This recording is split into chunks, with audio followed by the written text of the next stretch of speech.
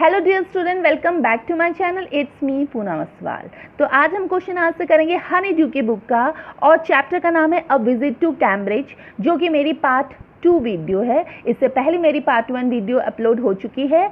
आप उसको प्लेलिस्ट में जाके, या मैं डिस्क्रिप्शन बॉक्स में लिंक दे दूंगी a visit to Cambridge part 1 video का, तो आप उसको जाके चेकआउट कर सकते हैं। तो जो ये पार्ट 2 वीडियो है, ये क्वेश्चन 5 से स्टार्ट हो रही है।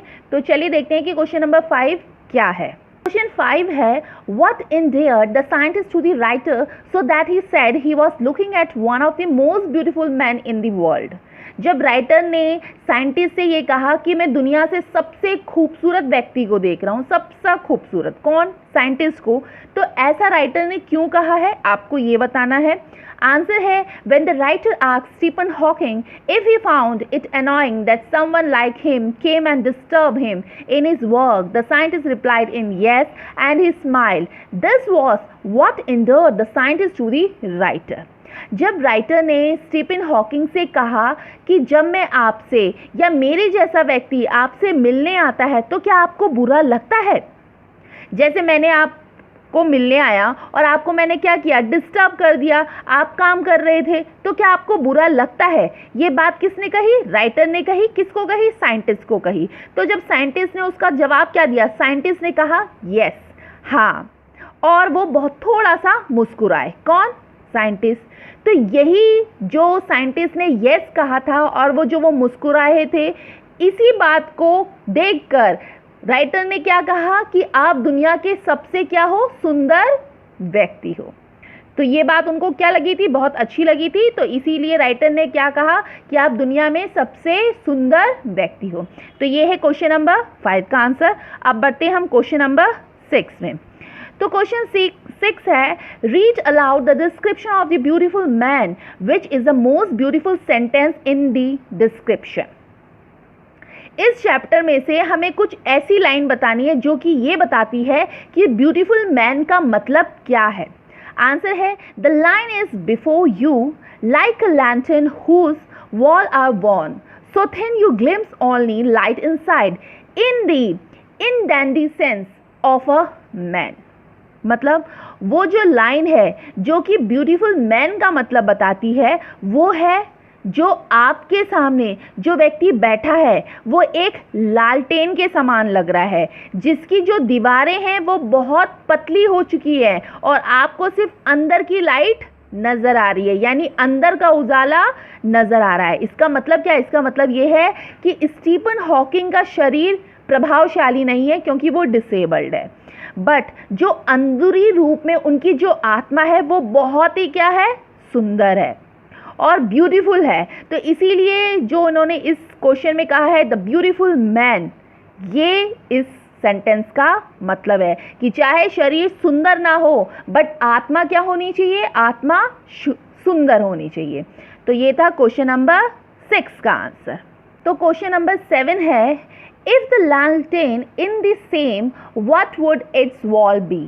अगर लालटेन का मतलब इंसान है तो फिर उसकी वॉल का मतलब क्या होगा? आंसर है, if the lantern in the man it's wall is the human body. अगर लालटेन का मतलब इंसान है, जो उसकी जो वॉल होगी वो कौन होगी? वो उसकी ह्यूमन बॉडी होगी। ठीक है, क्वेश्चन में क्या पूछा है कि वॉल क्या होगा? वॉल होगा उसका ह्यूमन बॉडी। तो ये है क्वेश्चन 7 का फर्स्ट का आंसर। अब इसी क्वेश्चन 7 के सेकंड में बढ़ते हैं, जो कि पूछा गया है, what is housed with in the thin wall. हमारा जो शरीर है उसके अंदर कौन रहता है, हमें ये बताना है। आंसर है, द इटर्नल सोल, यानी अमर आत्मा हमारे शरीर के अंदर रहती है। अब क्वेश्चन नंबर 7 का थर्ड पार्ट है, What general conclusion does the writer draw from his comparison?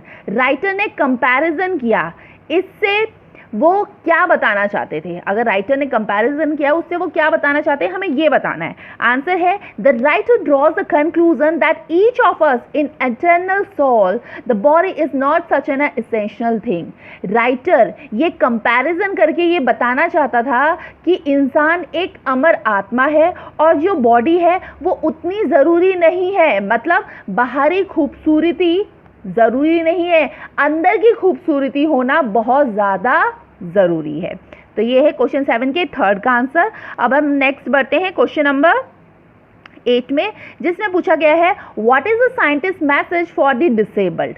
Scientist ने डिसेबल्ड या हैंडीकैप लोगों के लिए क्या मैसेज दिया, आपको ये बताना है। आंसर है Stephen Hawking message for the disabled people is that they should be concentrate on what they are good at and disabled Olympics are a waste of time। Stephen Hawking ने ये message दिया था कि जो disabled लोगों को कि वो उन कामों को करो जिन कामों पे वो बहुत अच्छे हैं, अपना कॉन्सेंट्रेट वहाँ पे रखे जिसको वो कर सकते हैं, ना कि वो डिसेबल्ड ओलंपिक वाले काम पे अपना टाइम वेस्ट करे। तो यानी वो जिस काम पे अच्छे हैं उसी काम को वो करे। तो ये है क्वेश्चन नंबर 8 का आंसर। अब हम नेक्स्ट बढ़ते हैं क्वेश्चन नंबर 9 में, जो है Why does the writer refer to the guitar incident? Which idea does it support? Writer ने गिटार वाली घटना की बात क्यों करी और इससे हमें क्या पता चलता है, हमें ये बताना है। आंसर है the writer support Hawking's idea that the disabled people must not try to overreach themselves.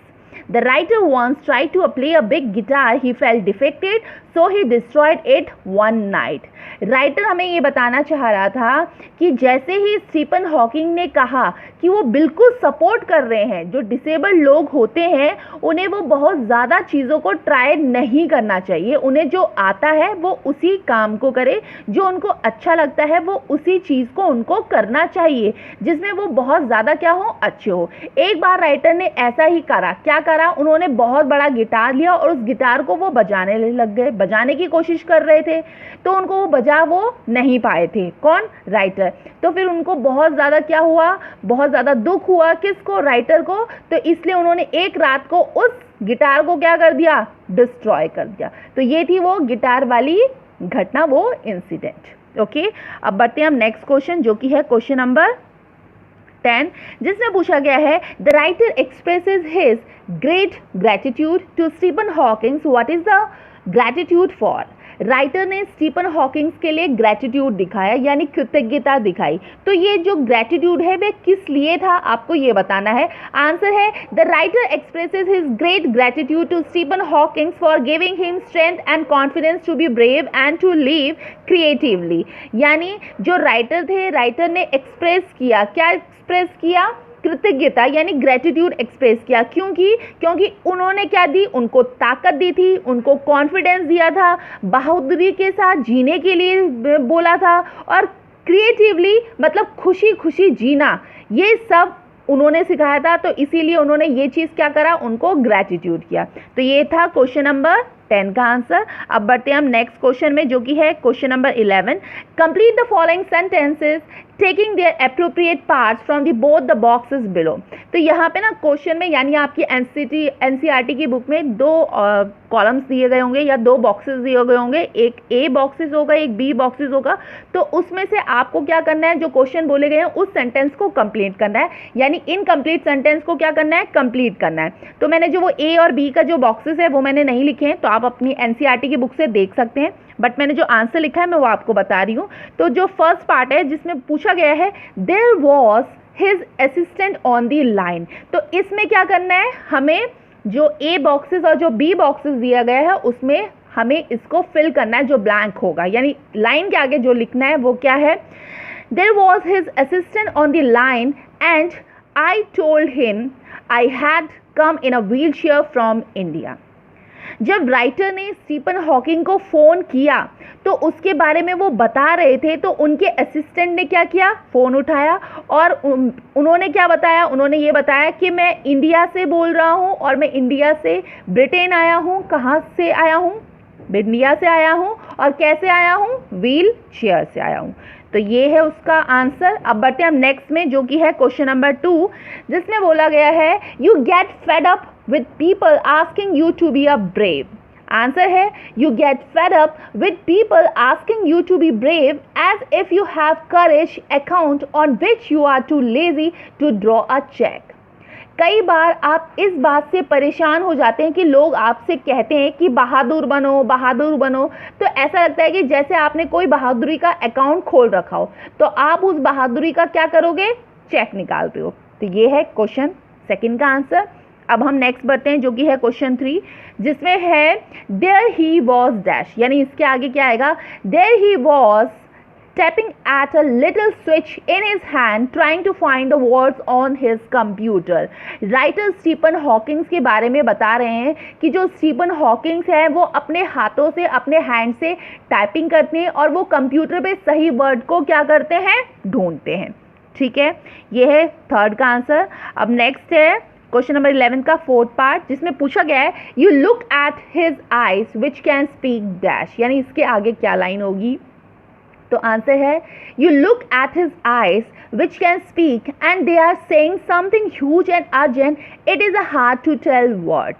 Writer बोल रहे हैं कि अगर आप स्टीफन हॉकिंग की आंखों में देख रहे हैं तो ऐसा लगता है कि जैसे उनकी आंखें कुछ बातें कर रही हो, उनकी आंखें बहुत बड़ी बातें कर रही हैं और कुछ इम्पॉर्टेंट बातें कर रही है, लेकिन ये बताना बहुत ही मुश्किल है कि उनकी आंखें आखिर बोल क्या रही है। यानी कि वो बातें कर रही है मगर क्या बातें कर रही है ये बताना क्या है, बहुत ज़्यादा मुश्किल है। तो ये है फोर्थ का आंसर। नेक्स्ट है जो कि क्वेश्चन नंबर 11 का फिफ्थ पार्ट है, जो कि लास्ट क्वेश्चन है और इसी में हमारा चैप्टर क्या हो जाएगा, फिनिश हो जाएंगे इस चैप्टर के क्वेश्चन आंसर। तो देखते हैं क्या है। It doesn't do much good to know dash, it doesn't do much good to know that there are people smiling with admiration to see you breathing a still. ये देखना अच्छा नहीं लगता कि लोग आपको देखते हैं, आपकी तारीफ करते हैं और वो खुश होते हैं कि आप अभी क्या हैं, जिंदा हैं। तो ये था क्वेश्चन नंबर 11 का फिफ्थ पार्ट का आंसर। तो आई होप आपको समझ में आया होगा। तो प्लीज़ अगर समझ में आया तो इसे लाइक करिए, शेयर करिए और अगर आप चैनल पे न्यू हो तो चैनल को सब्सक्राइब भी करिए। तो जो इसी चैप्टर की जो फर्स्ट पार्ट वीडियो है मैं डिस्क्रिप्शन बॉक्स में लिंक दे दूंगी, आप वहां से भी जाके उसको क्या कर सकते हैं, चेकआउट कर सकते हैं। या बाकी आपको इंग्लिश के चैप्टर के क्वेश्चन आंसर चाहिए होंगे तो वो आप मेरी प्लेलिस्ट में भी जाके देख सकते हैं। तो थैंक यू।